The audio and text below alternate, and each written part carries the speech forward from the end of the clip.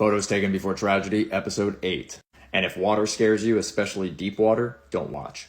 So pictured here, you're going to see Tina Watson right over here laying down. And this is her husband, Gabe Watson. They were on their honeymoon in Australia scuba diving.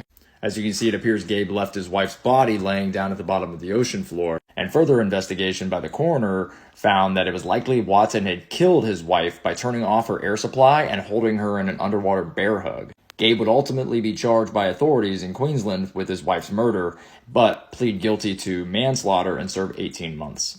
This is Audrey. She was one of the best freedivers in the world, and on an attempt to break the 160 meters no-limit freediving world record, she ended up dying.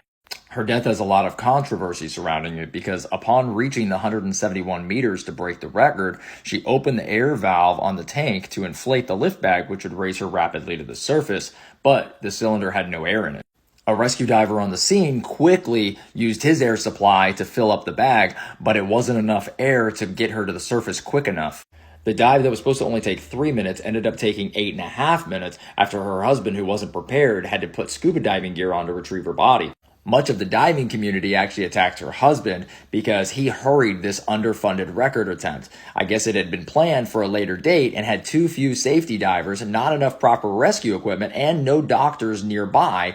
He also was in charge of her lift bag air tank and would not allow any other team members to check the tank had been properly filled.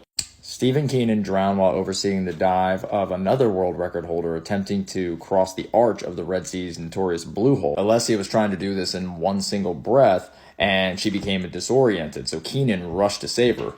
He ended up guiding her to the surface, but on his way up, he blacked out and drowned.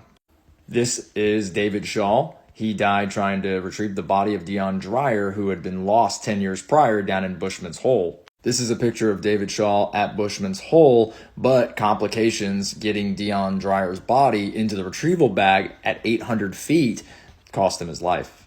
This is the Deepwater Horizon oil spill, considered to be the largest marine spill in history. According to an investigation, a bubble of methane gas escaped the well and shot up the drill column. That expanded quickly as it burst through several seals and barriers and then exploded. The U.S. Coast Guard immediately launched a rescue operation looking for these 11 men, but they were never found.